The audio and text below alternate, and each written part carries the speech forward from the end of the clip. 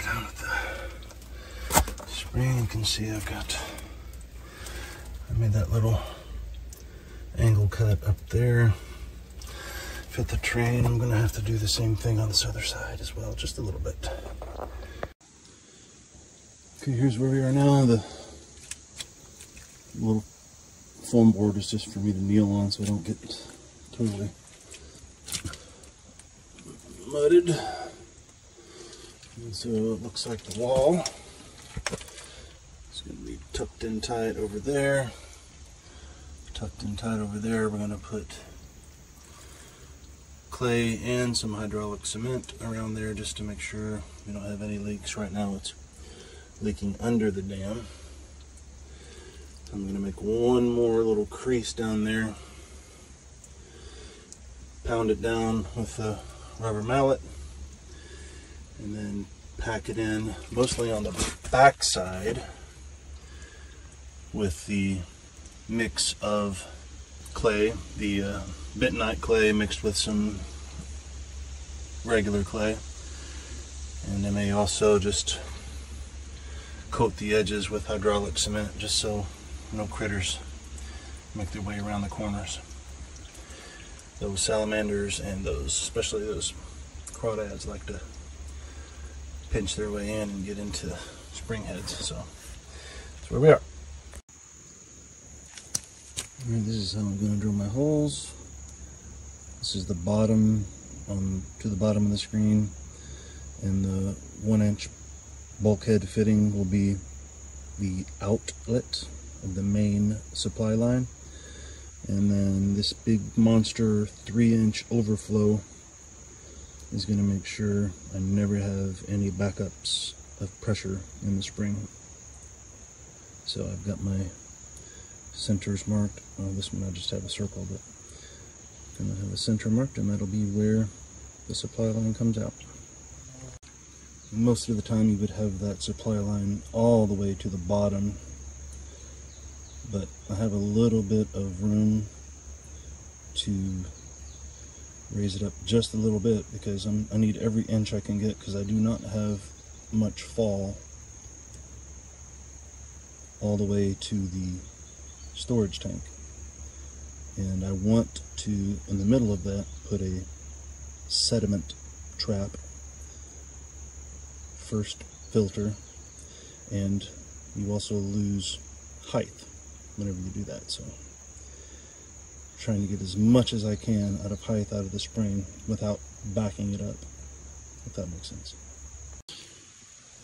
Took this from Welcome Back to Base Camp, W something. Really appreciate that guy. So this is just a male threaded 3-inch PVC adapter, and I made a 3.5-inch hole. Put that through there, and I got a O-ring. See in there if you see it, rubber O-ring, and twisted that in there.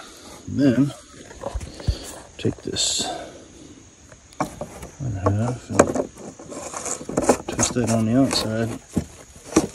And that, as they say, ain't going nowhere. And that's my overflow. Then I'll put my 1-inch supply line on the bottom, but this spring will not be backed up with that overflow. Okay, we're gonna go try and fit this thing in. My 3-inch overflow and my 1-inch outlet. You just gotta watch your step.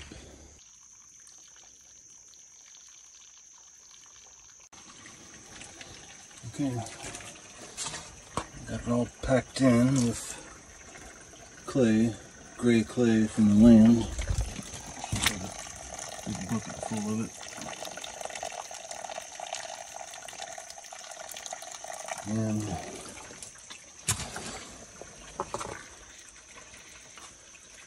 this will clear up, obviously, as the work clears up as well. I got it sealed in tight with that clay, mostly on the inside, just Just like the clay you used in elementary school.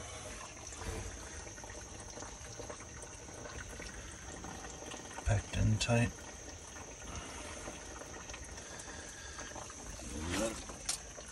Got my big, huge 3-inch overflow and a 1-inch supply line. I'm going to measure, see how much I'm getting per minute. 1 liter in 36 seconds. Let's do the math on this real quick. So it turns out that that's 634 gallons per day coming out of the spring. So not bad. Don't think we need to use that much.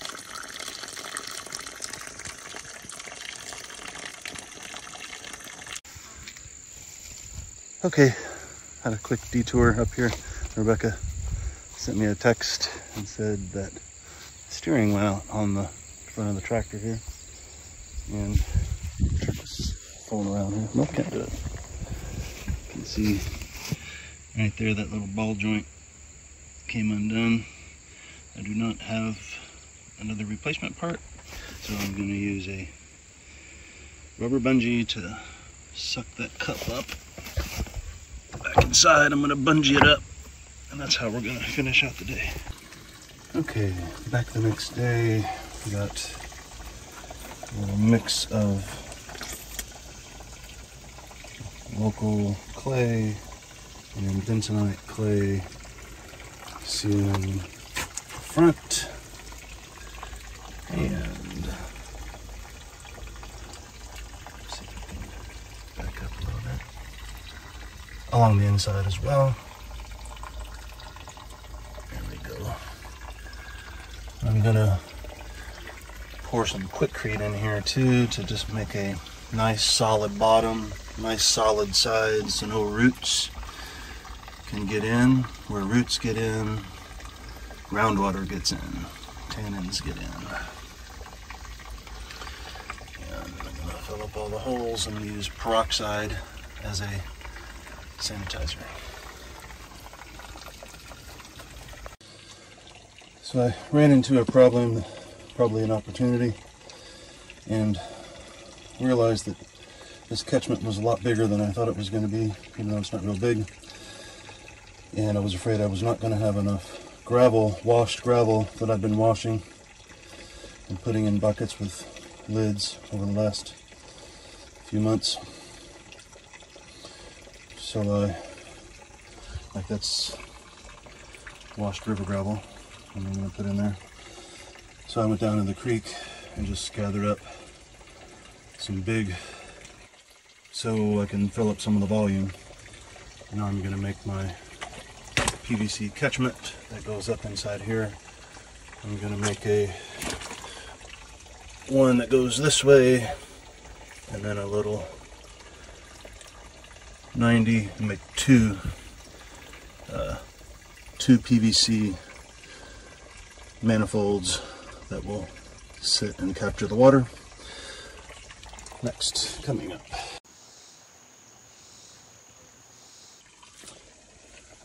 Okay, got the PVC catchment manifold in. I'm going to start backfilling with rock, and we're going to cover this thing up. Okay, I got my 3/4 inch clean out. Thanks again to Welcome Back to Base Camp, WNC. Put that, bury that back in the rocks back here. And then if I ever need to shock the spring, I can pour some peroxide or whatever I want to. Probably always peroxide because it dissociates into water pretty quickly. So if you put hypochlorite or chlorine, it'll kill shit in the spring. So we don't want to do that. I'll put a little cap on that, and so you'll see that sticking up at the end. That's what I have in there so far. 4-gallon buckets. I still have 3 more 5-gallon buckets, so hopefully it'll fill it up to the top.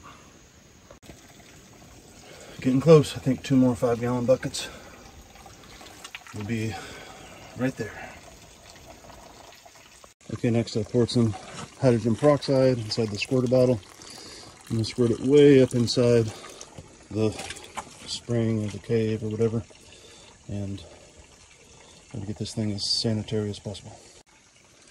By golly, I almost forgot the 3-inch overflow pipe. Gonna dig out a little space for that, and then I'll be real close. Perhaps I gotta go back up to the barn to get the pipe. Alright, 3-inch overflow pipe is in. Okay. I'm going to cover this up with 6mm plastic and put more rock on top of that. And cover it up with soil, and that's it. 1 layer.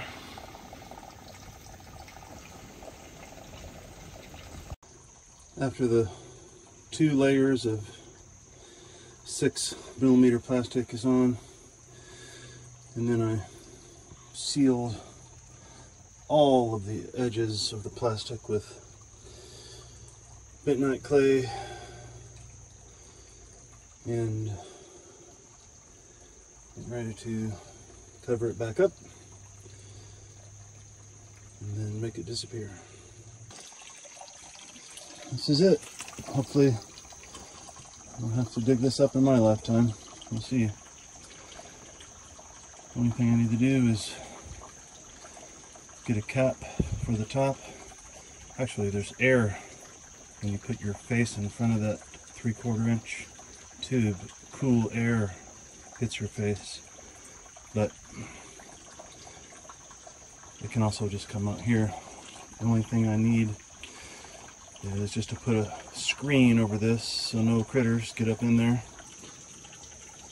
Okay, I'll just put the cap on the 3/4 inch clean out on the top, and a temporary lime bag around the overflow so no critters get in. But there you go. Ba-bam.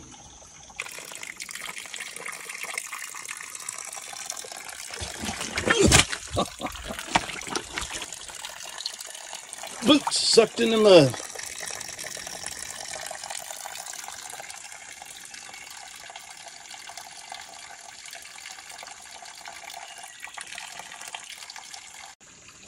All right, some finalizing. Got some better screen over the overflow so no critters get in or flies or anything. It's not no-see-um, but it's a strong double ply screen. Obviously I covered it back over with the mud / mostly clay that we dug out of here. So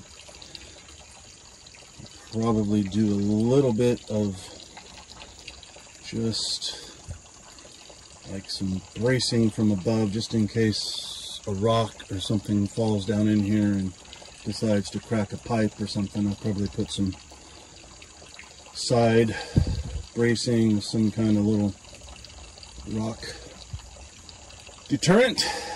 There you go. And actually, I'm getting 1 liter every 34 seconds, which leads me to about 670 or 75 gallons a day, so almost 700, but we are in the low time of the year, so this is probably as low as it'll get. Heading back up. So happy.